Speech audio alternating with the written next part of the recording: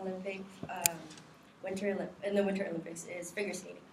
And I don't know about you, but I've sat in front of the TV and watched two flawless performances, but get completely different scores. And I was really confused at first, but once I dug deeper into it, I noticed that the scoring system in figure skating is completely complicated. And because of this, a lot of drama tends to arise, like unnecessary drama, like rivalries and just disputes between two skaters because their scores were just different. And it's different for all skaters, first of all, because each skater has their own combination of jumps and spins. Like I know in my preferences, because I figure skated for around 4 years, I tend to weigh spins over jumps any day, and that could be the same for skaters too. So I like to have a disclaimer in the beginning, because according to the San Diego Figure Skating Communications, there are various types of figure skating out there. And here's just a few of them listed, and the first two being the most popular, which is pairs and single skating. And because each skating has different types of a scoring system, I'll just be talking about single skating. So single skating is composed of two criteria, one of which has to be a short program, and the other one is free skate, or long program. And these two things are essentially the same thing. The only difference is that the long program is longer in duration and also weighed more. So you can think of it as the short program being midterms and long program being finals. And according to the International Skating Union's Figure Skating Media Guide that was updated this year, January 29th, here are the requirements that you must perform in the programs. So one of which has to be a maximum of 7 jump elements, and one of those jumps has to be an axel jump, which is the hardest jump in skating, and a maximum of 3 spins, one of which has to be a jumping spin, which is kind of that ninja kick move that you see in the skaters do. It's pretty common.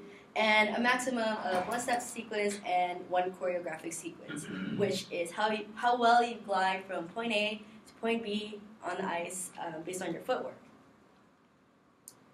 So prior to a skater's program, they have to create an outline, which is basically a list of which spins they're going to do, which jumps they're going to do, and what music, to the judges.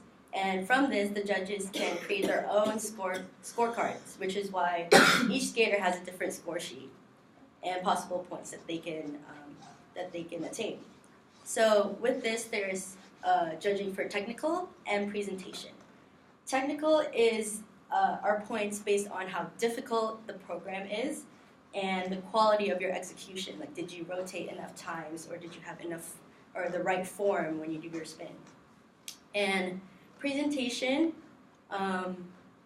according to Sasha Lekach, who posted an article on February 22nd of this year titled "How to Understand the Figure Skating Scoring System."